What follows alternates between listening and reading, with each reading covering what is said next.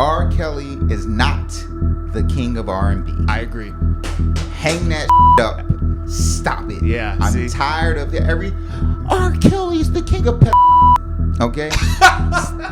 What's cracking? This is Rhythm and Banter. I'm Ev. CK. And I'm Marv. No.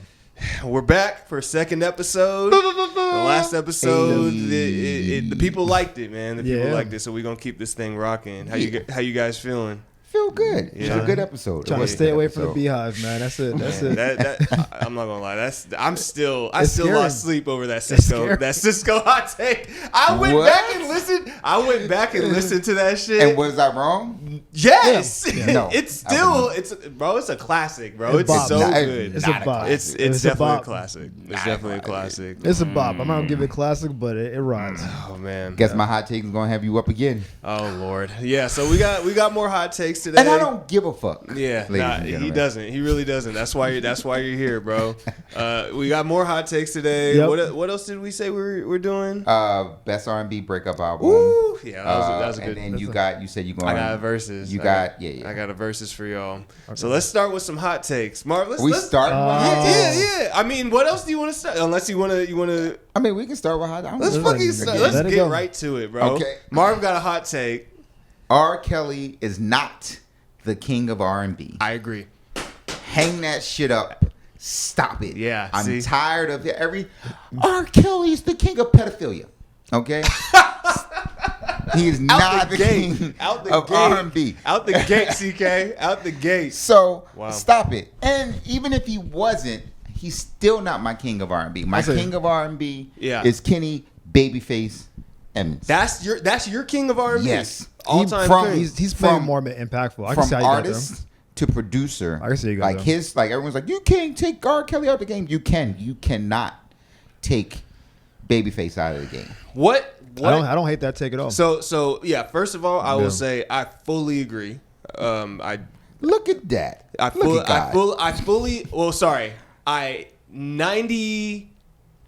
90% agree, but I need to ask you, what constitutes as the king of R&B? That's a tough one too. Okay, I don't think Babyface has even said that about himself. Because obviously I have my king. Usher? Yeah. So Usher, I mean, your king? like I king? think an artist is an artist. Okay. Right? Fair. I think a producer is a producer. Fair. Right. But when you got pen game, producing game, arrangement game, and singing game, like you're different. And every place he's been, he's dropped a hit for it. Like maybe you can say JD, but that's not a hip hop guy, right? Okay. I mean, he's hip hop. But now we're talking about. But now we're talking about. talking about producers. I'm talking about the everything, the package, right? Like if we're going to make you the king of R&B, you can't just do one job. But you got to be a regular. So Kels did singing and writing, but you're saying he didn't. Well, no, let's not forget performing. performing. Well, I'm putting that in. I'm putting that in. Hold on. Go ahead. What I'm saying is the all-encompassing thing, right? Mm-hmm. And I think that's why everyone keeps saying R. Kelly does it, right? Like it's not because he gave you "I Believe I Can Fly," right? It's because he did that. He does it all. He did give you that. He gave you 12 plays. Okay. So he gave you 12 plays. He gave you TP2.com. He gave you 9 on my flirts. He gave you 50 Trapped in the Closet. Was in the closet. He gave you a soap opera. Listen, I watched Trapped in the Closet until he pulled out the midget. Yeah. And I was like, that's when we were all out. We all threw our hands and were like, no. I was like, where are we right now? Why was he hiding? Dog, this is the thing. Yeah. Okay. So this is. I'm glad that you brought this up because I was holding this one back about the King of R&B combo. I think we need to establish what are the exact categories that make somebody. Yeah. What are the criteria that make somebody a king of R&B? Okay. Because Babyface is my favorite. One of my favorite, probably top 2 songwriters ever. And because he's a singer-songwriter, he does it all. Mm-hmm. And people consider him the godfather of R&B. Right. Because he spends more time behind the scenes kind of making sure the world of R&B moves in the way that it needs to move. So it's him and L.A. Reid. Power move shit. Right. I don't hate Godfather. So if he's the godfather, then there's someone else has to be the king. Yes. So I'm fine. I think Babyface. I think Babyface is the godfather of R&B. So who do you think is the king of R&B? Y'all gonna Breezy. Breezy's the king of R&B. Chris Brown is the king of R&B. I'm not gonna lie to you. I didn't see that. Prove me wrong. Here's my category. Pulling the phone out? Here's my category. Chris Brown can sing. Right. Chris Brown can Perform. And it's not even what you can do. It's are you the best at it? Mm-hmm. Babyface is not the best at anything. He's great at everything. He's not the best at anything. He's up there, but he's not the best at anything. He may be the best writer, but we can have that. Prince is the best writer. Prince is the best writer for Prince. Did Prince write? Fair. Okay. Babyface can write a song for Faith Evans. That will be her number one song. Okay. I'll put TLC's best song. Then write his own best song. My favorite writer is Jonte Austin. But I think the thing is, right? Like Chris Brown is so far from the best songwriter, dude. Like he writes for himself. But his top hit outside of him is what? He wrote for someone else. Yeah. Disturbia. He's written a few That's songs. what I'm saying. Like, okay, so yeah, he can write for himself. That's great. Like Mariah Carey writes for her. Like her pen game for her, is amazing. Jonte writes all of Mariah. But see, this is the thing, because if we're going on, like, how much are we weighting the songwriting part too? Because a lot of people it's a metric. It's like rebounds, points, assists. Okay, whatever. Like, it's a metric to it, but that's not one major hit outside of you was not king status shit. But the thing in that category. Take songwriting so like, out of let's say he's a 2 in songwriting, but a 10 in everything else. He's a 10 in everything. He just disqualified Babyface, but because he said he's not the best songwriter. But Babyface is giving you 8s across the board. Not true, dog. He's giving you 8s across the board. He's an 8 singer. Stop it, dog. Babyface is an 8 singer. Do we need to go down all of the vocalists? And hold on, nigga. Okay. Hold on. Wait a minute. I don't know. Is Babyface a better singer than Chris Brown? Their voices are different. It's different voice qualities and what they're doing. You can't do that. You can't do that. No, I'm serious though, right? But then you can say that about everybody. No, except for Mary J. Blige. I said what I said. All right, 10 toes. Babyface as the king of R&B. It doesn't make me upset. It doesn't make me upset because I love Babyface. Babyface is my second favorite R&B songwriter of all time. And he's one of my favorite artists. But I'm honest about the fact that he is not the best at maybe songwriting. He might be the best at songwriting. Right. But everything else, he's not a better instrumentalist than Brian McKnight. I got you. He's not a better singer than Brian McKnight. I got you. Love you, McKnight. He just happens to... I got you. Him and both his families. We just said Chris Brown and his writing might have been a 2, right? Chris Brown... I'll give Chris Brown... Listen, I will give Chris Brown like a 6 or 7 in songwriting. I'll give him a 6 or 7 in songwriting. Ooh. Chris Brown's got bangers, dog. Breezy's got bangers. But did he write those bangers? He didn't write them. Okay, fair. Okay, so Chris Brown. Okay, well, so we give him a 5. Okay, so you give 5. So would you give? Wait, pause. Let's no. Don't stop my point. No. Before we go into this conversation, we need to establish what all of the criteria are. Okay, all of it. Hey, people. So songwriting is 1. In the comments, I want you to write down what you believe your criteria, and then who you think the king of R&B is. Right. He's the god. He's the godfather of R&B. Songwriting has to be 1. Yeah. Songwriting has to be. Okay. I think discography has to be another. I would think. Okay. Yes. Like the projects you actually put out. The projects by you. Not yes, the ones you put out. Okay. Your projects. Okay. I think. I would say vocals are part of it. Voice quality, Performance is part of it. Yep. Hits. I think impact has to be part of it. Impact has to be a big part of it. So that's 5. Do we need more? You can keep going because there's so many more. Well, but for the sake, we're going to do a 90-minute show. He shut the 80s down with Whip Appeal. He shut it like, you got that Whip Appeal. And every black woman, your mama knew Whip Appeal, your sister knew Whip Appeal. You're right. I'll say this. I think how many people came off of your tree should be part of this. Okay, but see, now we're getting into part of like impact. But then you could talk about who like you Quincy? can talk about. Yeah, you can talk about Quincy, and then you can go to James Brown, and then you can go to like Quincy didn't sing. So he's a 0 in singing, but a 10 in everything else. Quincy was a Superman. He might still win. Actually, I see how you see him as the king of R&B because he literally does do everything. Right. He and does, well. and he might be the only person who does everything. Yeah. But he doesn't do everything at an 8, bro. You know what you're saying? You're talking about the apex of somebody versus the entirety of someone. You're doing it's like Tim Duncan versus prime Shaq. Tim Duncan's career is a better career than Shaq's career. You play RPGs, right? Sure. So you play a role-playing game. So you get your 20 points, and you're putting 20 points into an A, and you're going, that's an A. And I'm saying this is a distributed, fully recognized, defensive, offensive, spell casting, healer, like drop them on the team. Okay. Babyface is more complete. Yes. Okay. I will say out of everybody in R&B, Babyface has the biggest impact. Mm-hmm. I will say that. The biggest track record away from him. Great songs from him. Great albums. We don't even know John B's name if it's not. And live with the guitar is a different kind of Babyface. What? Flipped the guitar? When we saw that nigga on Versus where he was like... Oh, I know. Oh, yeah. Like candles in the back. I'm just saying. Listen, again, Babyface is one of my favorites. He's a big reason why I started making music. I just have a hard time because this is my mindset about it. I think Prince is like one of the best artists. Period. I think Prince is arguably the best performer. I think he's one of the best all around artists because he's the whole package, bro. Prince is the whole package. Mm-hmm. He doesn't write too many songs for anybody else, mm-hmm. but him as an R&B artist is the whole package. I will say this: I don't love Prince's singing voice personally. Sure, but so I think he's lower on singing, and he didn't write as much for other people. He didn't. So those two are low, but his instrumentation is a 15. His performing live is a 25. Ridiculous. Yeah. His aura is a 37. His impact is 106. Okay, but those two categories, I think he's relatively low. I've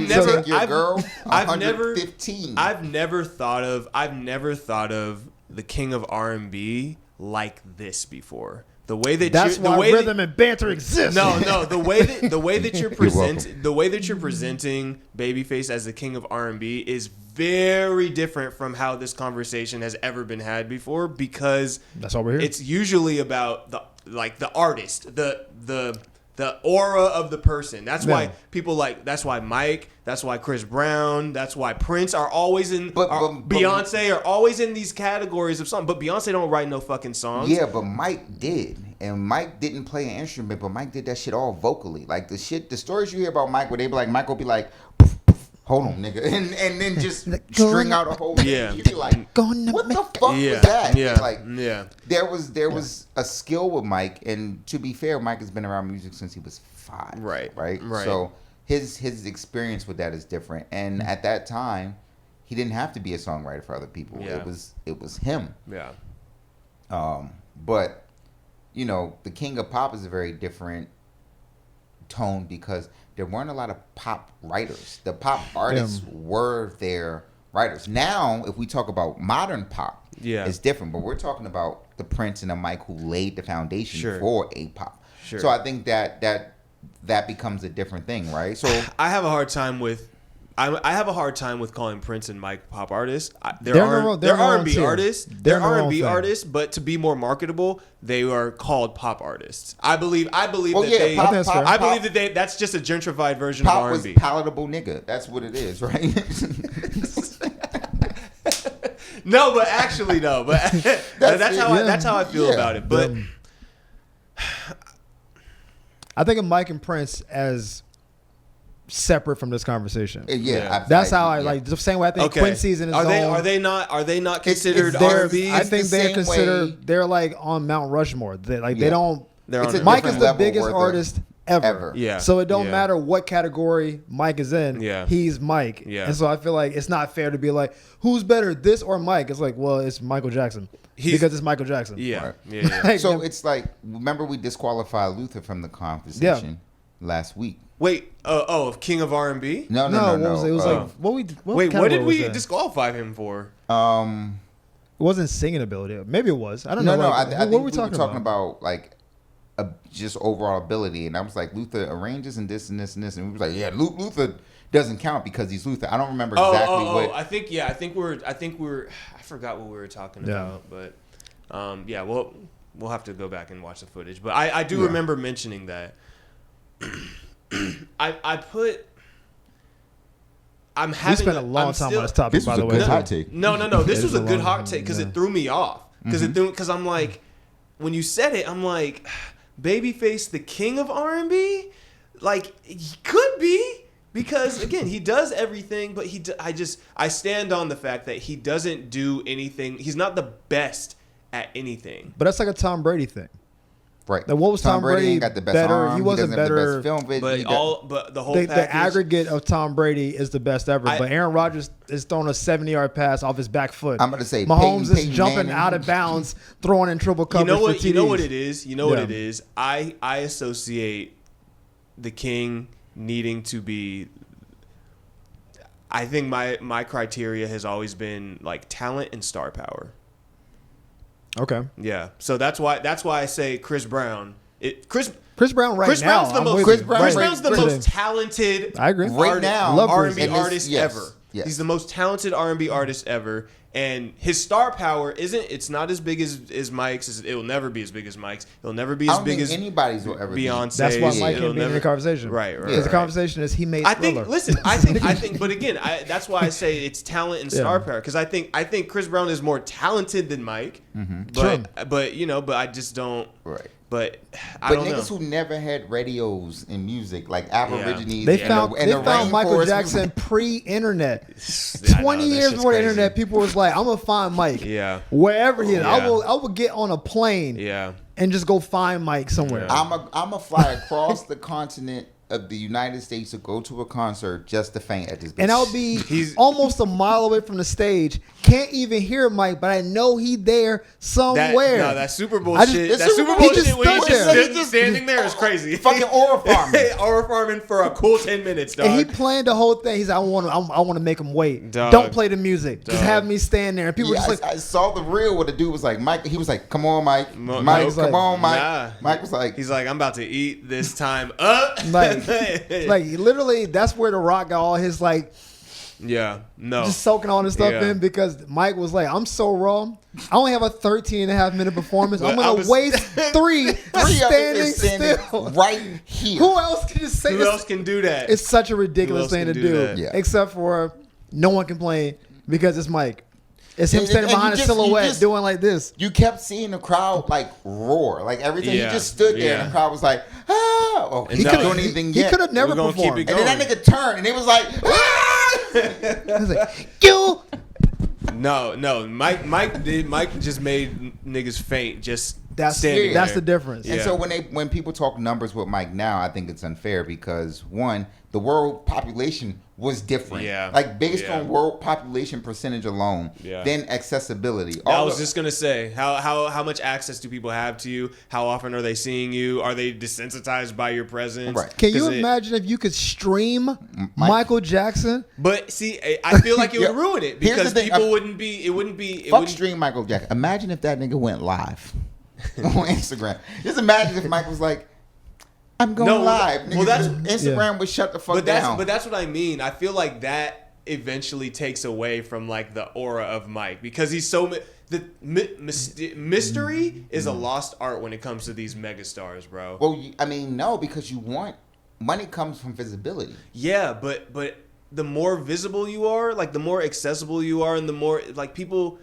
You see it right now. Like people are always posting, and people kind of get over it. But for example, if I'll give you a perfect example. If Frank Ocean popped up and said, "Hey," I just said Frank Ocean. This guy's not listening to me. Wait, did you just say that? I did just say that, but he's not listening. It's fine.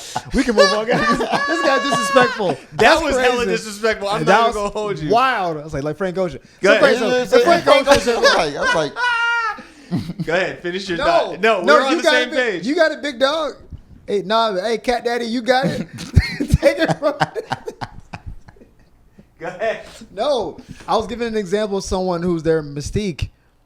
Yeah. Yes. Supersedes anything else. It's like, yo, are you going to perform? You're not going to perform? What are you doing? Are you riding a bike in the park? Like 3 Stacks is a similar person. Yeah. It's like a verse here and there. It's like, yo, Andre dropped the verse, and that's enough to keep people full for 2 years. That's what I'm saying. And Mike had that because again, there was no streaming, there was no social media, and so now when you and even Beyonce Mike couldn't breathe. Yeah. Mike was in every tabloid. That's true. Mike was on every if the paparazzi could catch this motherfucker walking up Mike set what superstardom is today, right? Yeah. Mike couldn't even go grocery shopping without putting on a mask. And buying out the store. I agree, but I think the mystery and how hard it is to get access to Mike, and it's kind of like he was his own human pop up. Oh shoot, Mike's over here. Everybody's got to go over there. There was no social media or anything like that. So, and a good example of this is not music.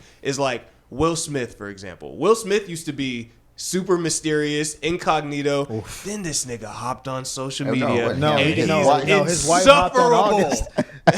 No, yeah. Oh my God. That's what happened. The mystery was revealed. It was so. This nigga said his wife popped up 2 months ago. Yeah. Jada! She said, I ain't felt that good in a long time. I was why'd you say long twice? That's crazy. We watched Will just sit there that's the best action I've ever seen. Will you feel, Will? Will, that was more emotional than Pursuit of Happiness. That was Pursuit of Happiness, Will. That was his eyes was all puffy. Yep. He said, so what happened, Jada? Nigga, what? He's yo, that's crazy. That's crazy. Wow. But anyway, to go all the way back to your hot take, so finish going through the categories of what makes Babyface the king of R&B. You already said songwriting ability, which nigga, we did 8 things. Yeah, we did 8 things. We did. I feel but the reason why I said because Babyface is the best songwriter. Right. What is he the best at? What else is he the best at? We're saying his total points. No, that's what I'm saying. You're saying it's like LeBron. Cumulative points. LeBron's not the best scorer, but he has the most points ever. He's not the best assister, but he has you just add LeBron stuff up. It's is LeBron gonna be number 1 in everything? Yeah. But he's not the best rebounder, assist, shooter, defender. But he's gonna lead in basically everything when he retires. Right. So people say LeBron's the best. We could say LeBron doesn't have the best handles, but he brings the ball up all the time, right? Yeah. Because you definitely ain't gonna say I would give the ball to LeBron over Kyrie. But see, now we see, but Kyrie got it on the string. Okay, so the problem that you get into when you start to say when you start to factor in songwriting ability is. But I think a lot of people now qualify for being the king of R&B. No, but I think this is why R. Kelly, because the whole thing was R. Kelly's not the king of R&B. Okay. And then I gave what my replacement or what my person. But my point is R. Kelly's not the king of R&B. But the reason why we do this is because R. Kelly had hits. It's the then star R. Kelly wrote super hits for other people, right? Mm-hmm. And so people go, you can't cancel R. Kelly because you got to cancel all of his music and music. So let me ask you this. Because then we start talking about albums, body of work. That's part of it. Well, that's part one of the categories. But you're missing Babyface. You were young, so you were a baby. No, the deal. I get it. You were conceived the Babyface. No. Him and L.A. Reid had their group. Yeah, and then after that, Babyface went on and he had hits by himself. But he had hit. See, but then you go into body of work, right? Mm-hmm. That's why R. Kelly gets a lot of knowledge. That's what I was going to say. R. Kelly has classic albums. That's why R. Kelly, for a lot of people, is the king. Babyface does not. But that's why people say R. Kelly is, right? Yeah. But I'm saying I don't think he is, right? Right now, I can't put on most of R. Kelly's music anymore. Yeah. And because I can't listen to it. This shit is creepy. I mean, every the now and then. Piper, nah. Yeah, nigga, it's everything. I'm not even gonna let you. I'm not even gonna listen. All we can do is maybe Step in the Name of Love, and I Believe I Can Fly. Yeah, because context wise, they're clean. Do your thing. Do it. Yeah, I don't know, man. But I don't know what that means. That might be suggestive. That might be talking baby talk. Which is crazy. Oh my god. Not R. Kelly doing baby talk on the track. He's like, yum, eat him up. Num, eat him up. Dog. Get out of here, Oh my Kels. That's crazy. Anyway, that was my hot take. Okay. Oh my God. Listen, you know what? We're not gonna be able to top that. No, I like it and I respect it because I fuck with Babyface tough. He's to me the godfather of R&B, but you make a good argument for him being the king. That's so all. I can said, fuck with that. Ladies and gentlemen, weigh in on the conversation. Nah, I could fuck with that one. I like that one. I don't know. Did we spend half the show on one topic? Yeah, we did. 20 minutes, we good. What do you mean? This show's like half an hour. It's an hour, bro. It's an hour. Keep going. Oh, I guess so. Yeah. I see. I'm trying to frame it the way I want to say it. I think "I'll Make Love to You" should never be on actual love making I agree. mix. You know what I'm saying? Like a sex mix. Yeah, it can't be like "Freak Me" is an exponentially better sex mix song. Why do you think that? "I'll Make Love to You" is like a PC sex song. I'll hold you all through the night. That's how we about to go to sleep. That does not sound like I'm about to do something to you. Right. It doesn't. You know what? The melody doesn't even evoke. Let's go through the lyrics because the lyrics are fine. The lyrics are fine. The lyrics are fine. It's the like way the song is arranged. It doesn't evoke. It's more of like a a wedding lullaby. dance song. It's like yeah. I can. It's a sweet song. It's not a. Oh, "I'll Make Love to You" came on. I'm about to put it down. No. It's not that. From Boys II Men is a much better fucking song. Yes. That's better. Agreed. They got some. Listen. Listen, They got some, "As Yet" is a sex song. Yeah. Like there's levels to it. And I was trying to make. I was gonna say it's an overrated Boys II Men song. But I feel like that's too much. 50 Candles is There's a lot of it. Everything Your They got Man some Won't Do. bangers, Like there's a lot of Yeah. songs that you like. I'm about to. Yeah, I'll make Love to You is not that. Yeah, It's even a the way that sweet- it comes in. You know what's funny? That just gave me my next hot take, though. Like it's too flowery to be what it's supposed to be. Like what that name of the song is and what it's supposed to evoke is not what the song actually does. Yeah. It's obviously one of their top 5 songs. It isn't a top 5 song for me for Boys II Men. No, I'm a Boys II Men fan. But big stand. When I hear that, I'm like, when I hear that and I hear like "End of the Road," I'm like, these are like, there's a gap between that for me. But "I'll Make Love to You," and I'm singing at karaoke. Yeah. It works. It's a great karaoke song, but it isn't. This is on my sex playlist song. Right. Yeah. And it should be. Because it's called "I'll Make Love to You," yeah, but it isn't. It's not that. It's not. It doesn't. You know what? It doesn't have the. Yeah, you're right. It doesn't it's have not, that. It doesn't get the people going. It doesn't get you in the mood. You know that's a good high school sex mix. Like that's the first. Like it's the first PC, song. dude. It feels like the way that it feels like the last song at a school dance. That's it. Yeah. Right. It's sanitized. It's not so anxious it's where not. You're like, no, it's not. Like, it never will be. Like it's a sanitized version of what a love song should be. And because Boys II Men was very commercial appealing, I understand that's probably how they wrote it for it. But I'm like, I don't want this song anywhere near my sex playlist. Yeah. You know who wrote that? Who wrote that? I'm pretty sure Babyface wrote that. Jesus. Makes sense. I won't be shocked. It makes sense. But I was trying to figure it out. I'm like, I love Boys II Men so much, but it's like this is not what they're telling me it should be. Close your eyes, make a wish, and turn out the candles. Damn, it's dark as fuck. That's Babyface. It's like Tonight's Your Night. We're gonna say like it's almost like, you know what it is? It's almost like it's approaching what it should be, and it never gets there. We're gonna celebrate all through the night, and then it's like pour the wine. Wait, what was right here? And it was literally, we just blew out the candles, and it was like, no, pour the wine. I will say this: that is definitely like a mood. It's a mood setting song. Yeah. But the lyrics of "I'll Make Love to You" should not be in it. But like the exactly, close it should be, your eyes, make a wish. It should be. That's a mood. The song should be called "Your Night" or something, or like "Your Night" is crazy. No, but you're right. No, you're like, right. But you hear "I'll Make Love to You," like, oh snap, this is about to be crazy. You know what that is? It's not. That's a bubble bath song. Yeah, it's a bubble bath. This is not sex in the shower. This is a bubble bath. It's a bubble bath song. This is not what it needs to be.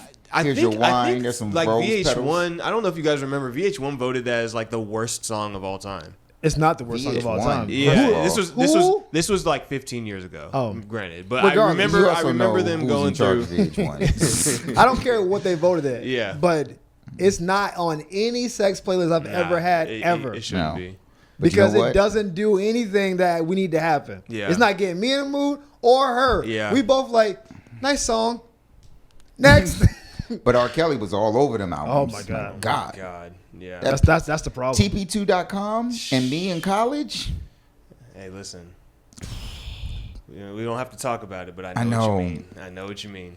Listen, I just wish he was a better Jay fucking Holiday person. Bed on my playlist before I put I'll Make Love to You. What do you mean? Ben is still on my playlist. All right. Okay. Hey, listen. Let's talk about songwriters. We won't have it do it today. Yeah. But The Dream. Top three songwriters ever. Mirror's on my list still. Oh, Neo. Yeah. Huh? Neo? Mirror? Say It. Oh, Say It. Yeah, Yes. yeah. Say It, Neo. Wait, is Neo Mirror too? Yeah. Yeah. There's so many better songs, and I know it's. I don't know if it's the number one commercial hit from them. It may be that at End of the Road. I'm not sure which one it is, but it's just not what they tell you it is. And when you think about it, it's like, yeah, I've never really bust down to I'll Make Love to You. Nah. You're right. I agree. Yeah. I don't. A man to be plays honest with you, Sticky Fingers to it. I don't. I actually don't even really like that song anyway. Just It's not one of my favorite. Solely because of the intro. It feels corny. One Sweet Day to me gets I'll Make Love to You out of here because y'all know I love Mariah. Yeah. That's my.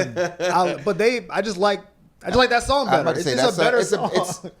But Boyz II Men had that run where they weren't doing anything wrong. Like nothing came out that you weren't like, this is a hit. Yeah. All right. Like Motown Philly was great, but then 2 came and everyone two's. You already know how I feel Four about Seasons 2. of Loneliness. Two- Like, what are we talking about? Yeah. Water Runs Dry. Just so you know. What are we talking about? For me, 8701. 2? Yep. Okay, yeah. Yep. 2? They No skips, except for I'll Make Love to You.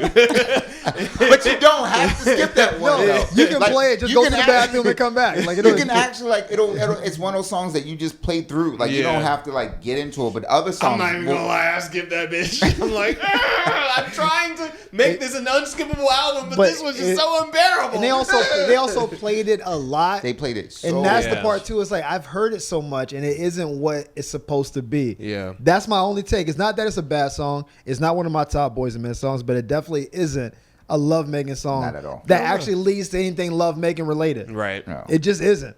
Yeah. It's not seduction. It's not. It's like, look song? at his face. I said that just in case my intention. No, relax. No, we gotta relax. chill. We gotta chill. We gotta relax. Copyright. Yeah, it's like She nodded and winked. he not trying to chill at all. You got to control. I just said it normally.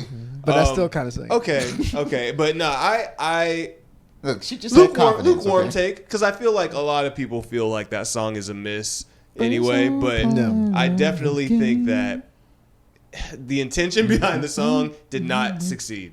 Not at all. It's definitely Change I the agree, title. It's a bubble bath song. It's a bubble bath for song. Sure, Yep. For sure. Yep. For sure.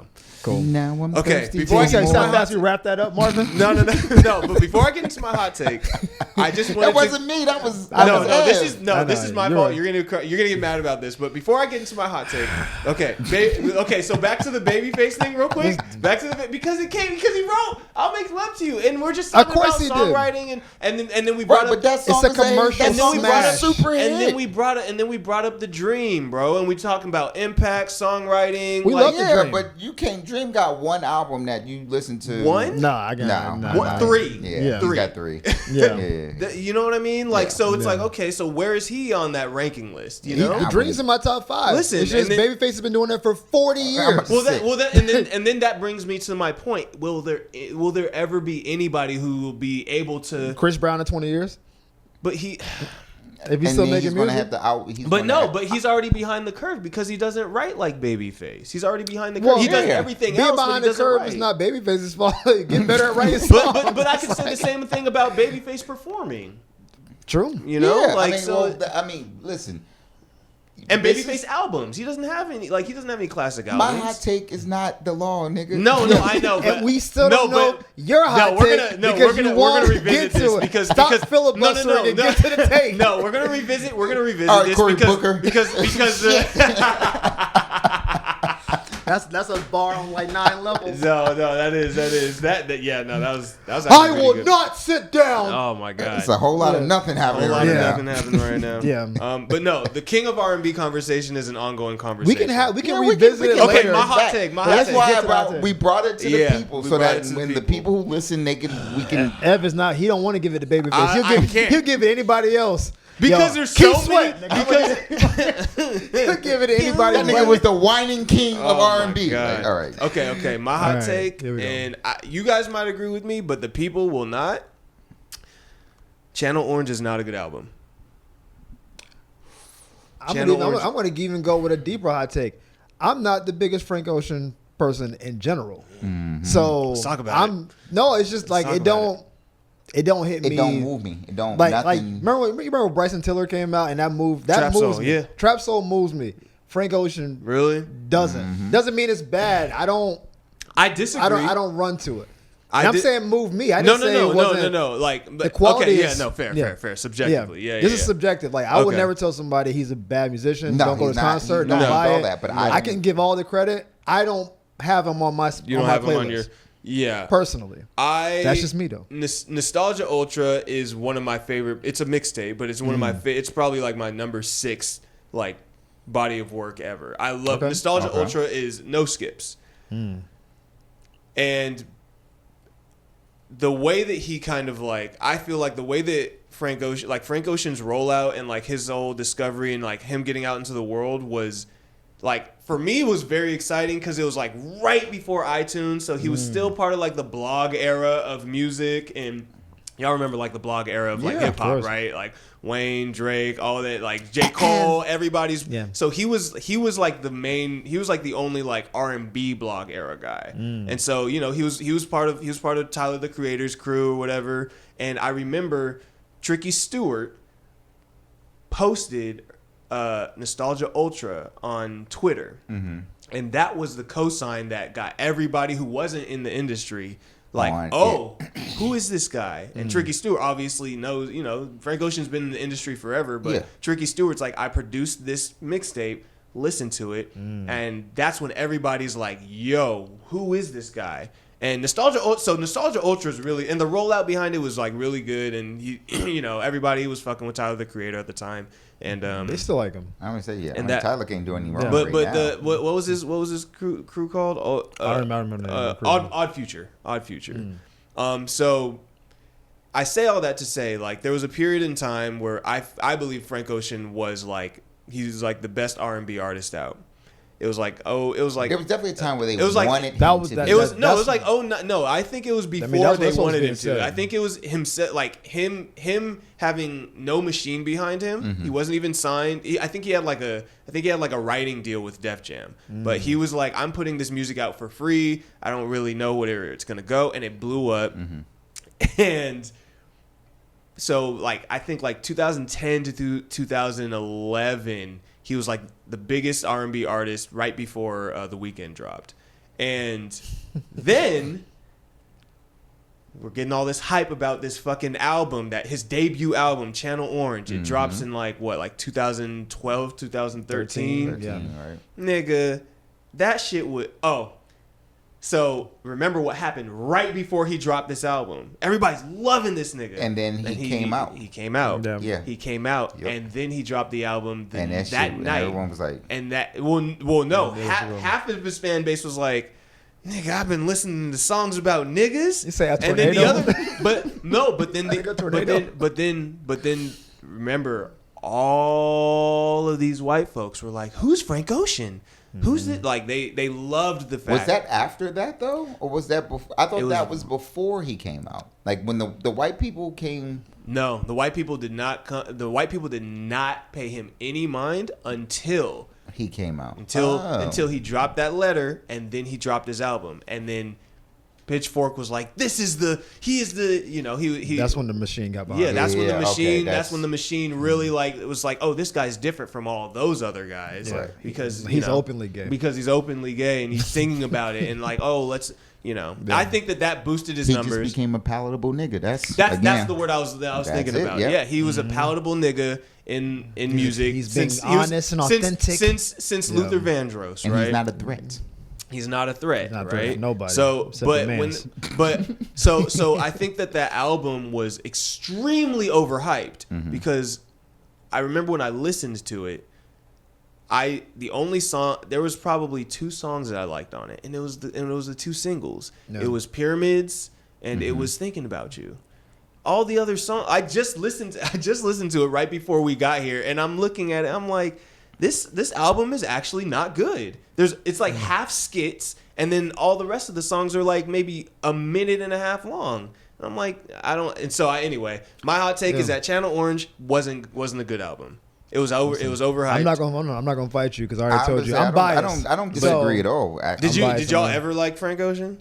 I was never a Frank Ocean fan. I mean, there were songs. Yeah. Right? Never been on my playlist. Never been like, I heard it. I was one of those people. I was like, I didn't get the hype then. Yeah. Yep. But that's fine because some people I think the industry is hyping are actually great. Yeah. And then sometimes people get hype who I don't think are great. And some people I think are better than the hype they deserve. I think Wale deserves more hype than he gets. Really? I think Wale has great music. Yeah. He's a really creative dude. He makes good songs. As a person, people don't vibe with him. Yeah. So he'll put something dope out and they'll be like, oh yeah, why dropped an album? Like, this album is fire. No, he's not as palatable. That's part of the issue. So I know sometimes there's where it matches. Mm-hmm. I remember where I was when Drake first came out. Right. Because some white girl came up to me. She's like, have you heard this guy Drake? He's from Canada. And I heard, I was like, oh, that's pretty catchy. And then like the next year he was like Drake. Yeah. Like it was like, and I was like, all right, can't say nothing about it. Yeah. But Frank didn't hit me like that. I was like, all right, cool. I mean, he's great. He's going to sell out. Yeah. Got no issues with him, but. Yeah. To me, it was, and it's also, I think, just my timing, because that was the time I was in New York. And so at that time in New York, there's a lot of New York music. Right. Right? Mm-hmm. So if it doesn't pop, Hot 97 doesn't give a damn. They're not playing it. Like, yeah. No, so I'll hear a Fred the Godson song before Thinking About You. Thinking About You, yeah. And then we ain't playing that. We ain't playing that, son. But that's when they had... Cut that out. Hey, yo, turn that shit off, B. What was the boy's name? I can't think of his name. Something Brown, but that nigga, like, I'm jumping out the window with this one. Jumping out the window. I can't even think of it. Yeah, that was there. So Frank Ocean never really him on my radar was just a small blip. So and then when I heard it, I was like, nah, I don't need this.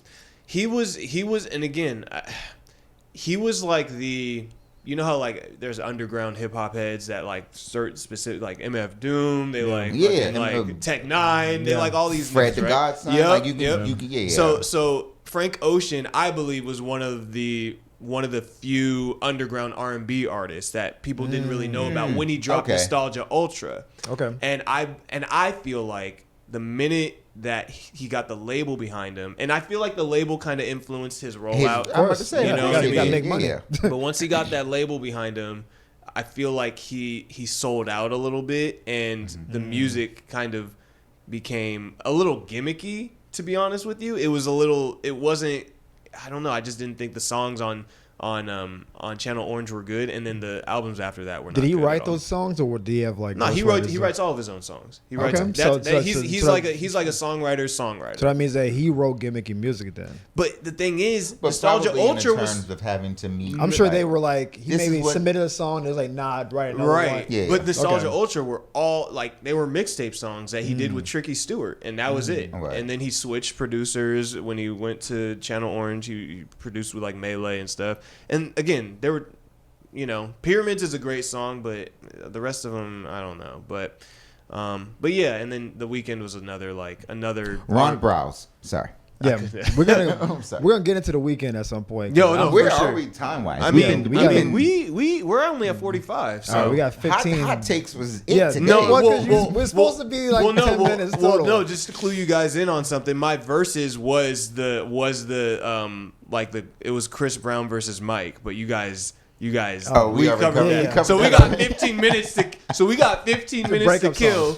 But no, Breakup. I love this. I love Breakup. Wait, Breakup album? Yeah. Is yours gonna be Confessions, bro? No. Okay. There's a lot. I was worried. I'm like, we can't go back to everything Confessions. you do is Confessions. I really listen. You said it was relevant. It's a lot of sex on Confessions, dude. That's true. Now that you're here. Hey, okay, before we get, what's the best song? What's the best song on Confessions? Baby. Ooh. How we here? Can we get to the topic? This man loves to filibuster. No. You're great at gotta keeping, lock in. You're great at keeping time. Okay, fuck it. Hey, Go leave in the comments what your favorite song on Confessions is. Okay. You know what's wild?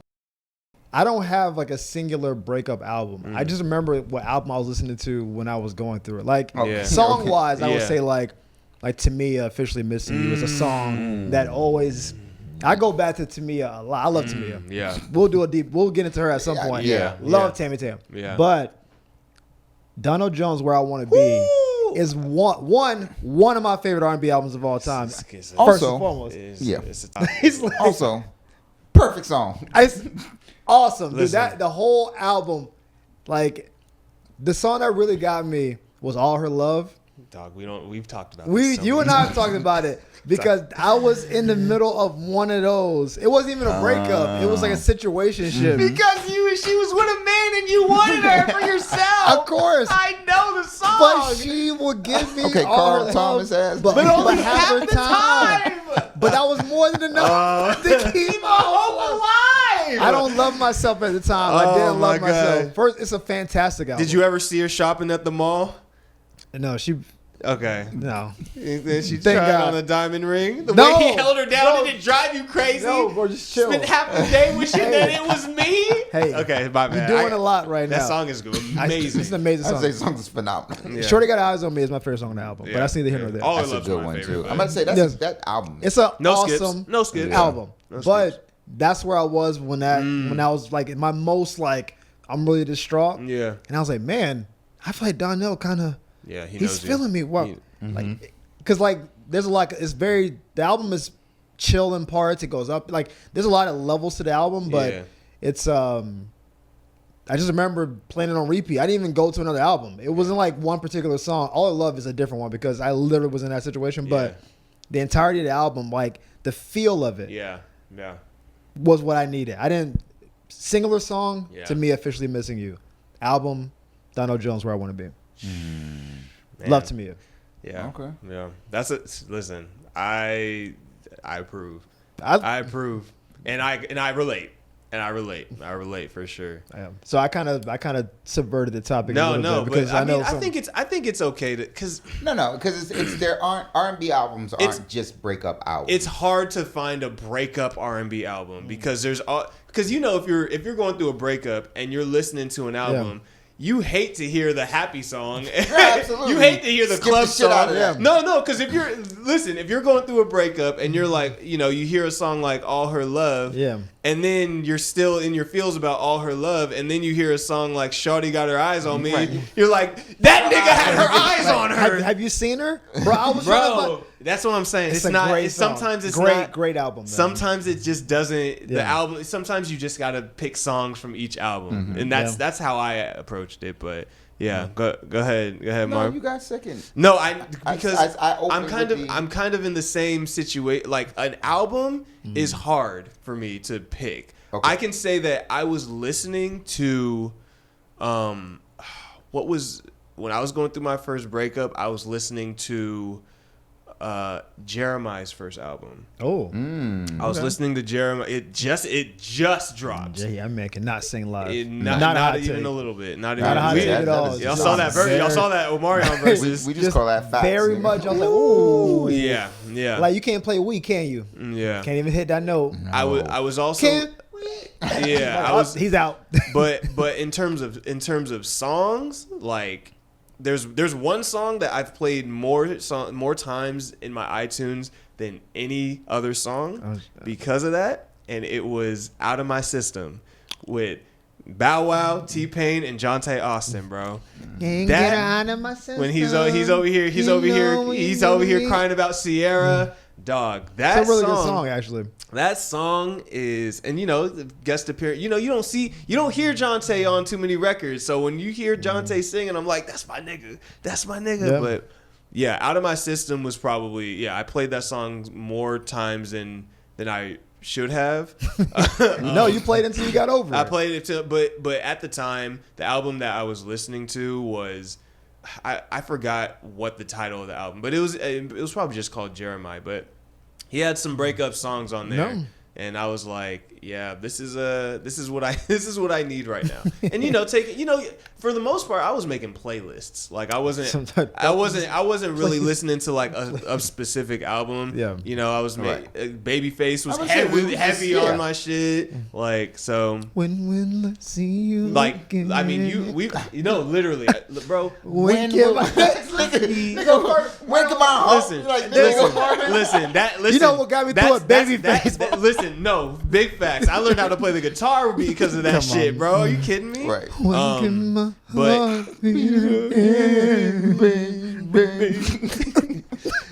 once again. He's not the king. That's crazy. Nah. That song made a major case. I'm turning. Wait, that song made a major case, bro. We got him. He wrote "When Can I See You Again." By one song. He said, "You know what? That song really did impact me a lot." I learned how to play guitar. Listen. He wrote "When Can I See You Again" and "Somebody to Love." Yes, that boy just got turned 52 minutes into this show. He's like. You know what, Marvin? You was right in the opening minute of the show. I don't know what I was thinking. God. That's crazy. No, yeah, but and then Can You Help Me on 8701? Like that one. Yeah, I know. Tell me what you want from me. Don't go, no, give me your love. This man's making I wanna be your man.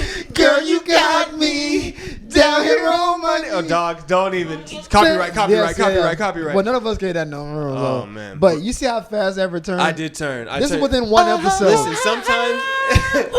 Sorry. He wanted to revisit this next episode. All right, y'all relax.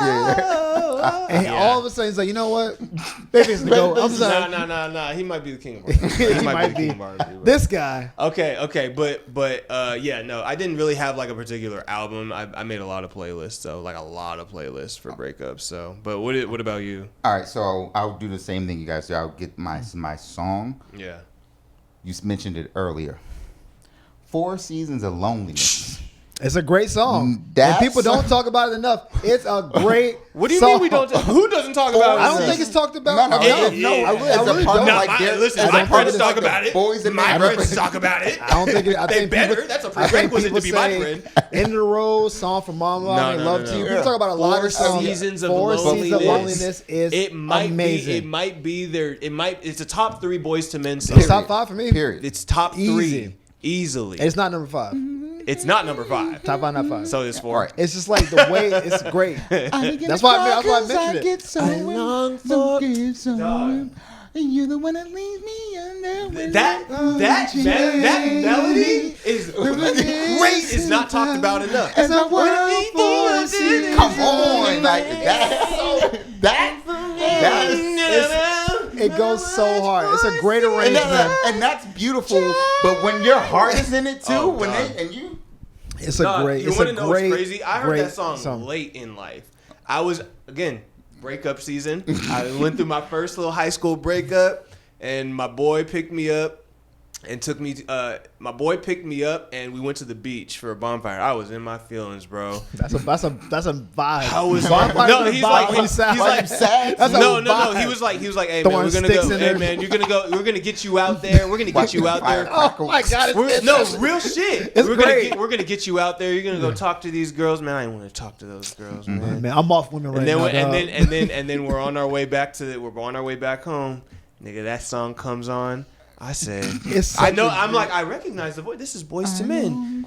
I said, that's how it came out. Days gone by. I'm over here. I'm in the back seat. feet like this with my head on the window. And people talk about I made love to you. Get that garbage out of here, dog. I was like, why y'all doing this to me, man? Listen, but that's that song. That's the one. And while you playing Doing Just Fine be hitting a lot of times too. Listen, and what's the other? Pass You By. Doing Just Fine is a great love that you like, bro, whatever. But no. I'll make love to you all you want. Doing Just Fine is when you recover. I'm doing just fine. Oh my gosh. Getting along very well without you in my life. I don't need you in my life. Like, girl, that song is so on the nose. It's crazy. It's exactly. But that's the recovery. That's when you getting your shit back. You play those 3 in succession, dude. It takes you through the whole gauntlet of emotions. Listen, man. The Boyz II Men knows how to. Listen. When you talk about breakup song artists, yes. Boyz II Men is peak. Boyz II Men, and Babyface, and Brian McKnight, all peak. Oh, Brian McKnight. Listen, we're gonna do a Brian McKnight next special. time. We're gonna do a Brian McKnight bonus episode because everybody hates Brian McKnight now too. Right now, as a person, musically, we gonna get in some B McKnight because I am a B McKnight fan. Yeah, right. And so my album, and we can, and the album is Brandy's Never Say Never. You mentioned that in the first show. Yeah. She literally opens the first joint on that is Angel in Disguise. Like that's. Man. She goes, you thought that she literally comes on and you go, damn, all right. And then after that, I'm not sure. Then it's The Boy's Mine or whatever. And then it's like Never Say Never. And then it's Almost Doesn't Count. Almost Made You Love Doesn't Count. Oh yeah. He did a full chair spin The Voice. Like this. Brandy's I'll just in general. I was gonna say in general, Brandy's sound is just like pull up New Moon too while you're over here. But in general, I will say Brandy is we can go down one of ones, but there's something about Brandy's influence in terms of her sound. And we're talking about it. She's the voice. We're talking about it with all Diddy's artists, right? Like how they have a certain sound. Brandy is. Yeah, she's the voice, but her music and her arrangements and all that stuff. Shout out to Dark Child.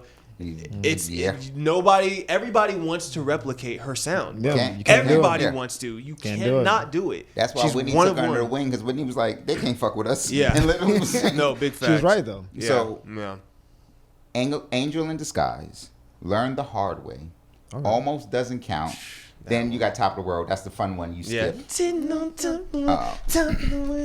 You Don't Know Me Like You Used to. Oh, he stood up at the chair. My God. We can't play that. We can't play anything. We already sang 4 songs. Like you used to. We've already done too much. You trying to get us copyright stricken. This episode about to get pulled like motherfucker. He keeps still going. My God. Like you used to. Oh my. Okay, this episode will not air. Never Say Never. Truthfully. Then she goes, Have You Ever? Oh my. This is the album. This is the album. And then there's Happy. There's one voice. Then she has Tomorrow, and then she finishes with Everything I Do It For You. Wow. I don't remember the track list being getting hotter as the song as the album. I was like, damn. I knew that was a good album. This your breakup album. That was For some reason in my mind, I'm like, these are all different albums. No, it feels like they would have been. Right. It feels like they would have been. Full Moon's on that? No. Oh, or not Full Moon. Okay, no. Sorry. I wonder, did she just compile music for 2 years and then put them on an album? I'm gonna put them on that happens sometimes where you put a song out, and you don't have an album in mind. You don't have an album in mind yet, and another single. Then it's all of a sudden, we gotta put an album out, and they just take those and drop them in. I feel like back then they took their time with albums. That's what I'm saying. It could be 2 or 3 years of music can be on one album. Do you remember that series on MTV? You Think You Know Me, but you have no idea. The Diary series. It was mini documentaries where they would follow around these artists as they were making their albums. So Brandy had one. Usher had one when he was making Confessions. Oh, nice. Yeah. So, but I remember they were following Brandy as she was making her album. And so it just had to be Full Moon. It was Full Moon, I think so. But again, it took over 2 years to make that album. Sense. But and you can hear it. right? You can tell because of the quality, voice quality, producing quality, all of it. They take their time with it. They don't got throwaway songs on there. This was the when you talk about that's a breakup album. Hey, also shout out to because a lot of people don't do it and they'll shy away. Shout out to niggas listening to women sing and us still getting our no and us still feel it like they're speaking to us. Yeah. Even though the pronouns are switched, we still nigga feelings is feelings. But that's the thing. It's like, but some people will be like, I can't listen to so and so because she talking about a nigga and the pronouns don't work. The only one that was weird for me, I do got one that was weird, was when Luther sang Dance with my nigga again. Which one was it? No, don't do that. Don't do that. Don't do that. What was the name of the song? That song to me now. It's a great song. Yeah. And, but Luther said a lot of songs. I heard it after my dad passed, and I was on the plane. I was like, I felt so bad because I know everyone was like, "Yo, what is happening?" Oh yeah, no, that's listen. That song is very specific. It's very specific. That's one of the few very specific Luther songs that were. Yeah. He talked very widely. But the person I love, our love can't be tamed. Like, what are you? Who's ours? Our love. They don't know about them. Luther, what are you saying right now? It was when he did subliminal. No, he wasn't, because he's saying "killing me softly" with the correct pronouns. Hey, listen, he said "strumming my pain." With his finger. He was strumming.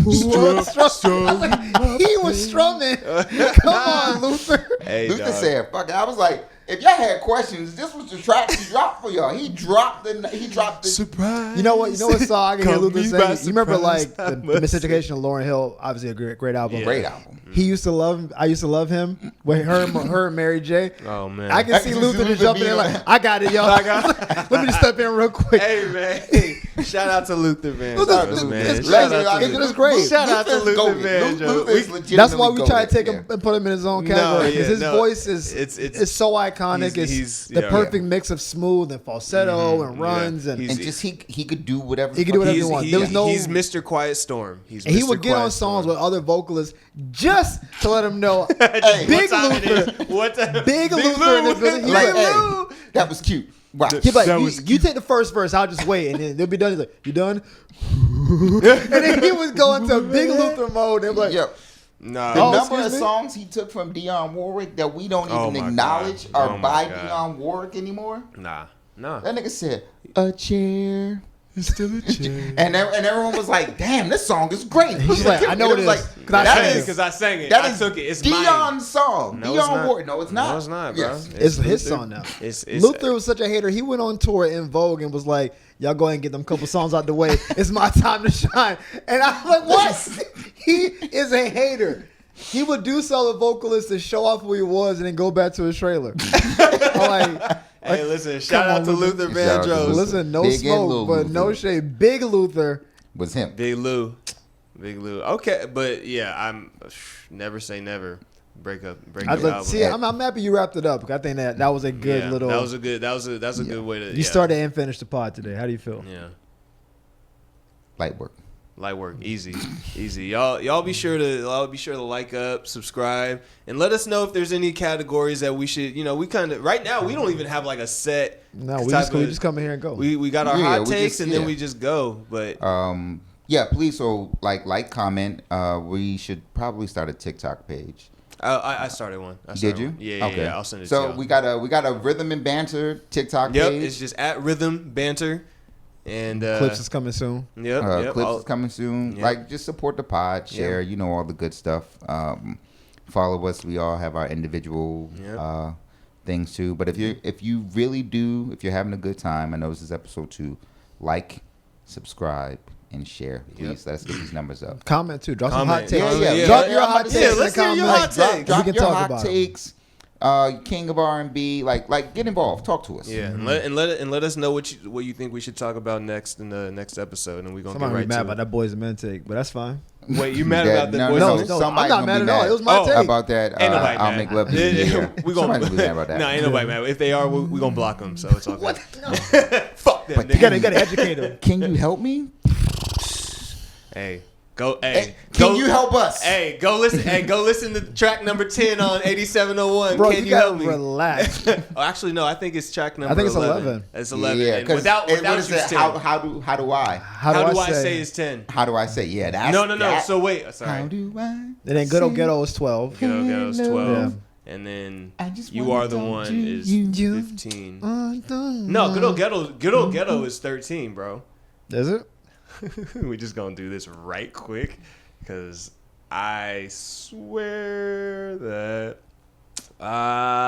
Hottest Thing is 12, Good Old Ghetto is 13, You Turn 14, You Are the One 15. Yeah. I always forget Good Old Ghetto. I always forget that one. Can you help me? 10. Quick, I was right. Let's Can you help fucking me go. 10? So how do I say is 9? How do I say? No, without you interlude is 9. How do I say is 11? It's 11. That's right. It's after. Can you help me? Then how? I'm sorry. Yeah. I switched those two. Yep. Yeah. But yeah, that. We're gonna mention 8701 on every episode, just so you know. It's good. Confessions is probably gonna come up every episode. It's gonna happen. Yeah. All right, y'all.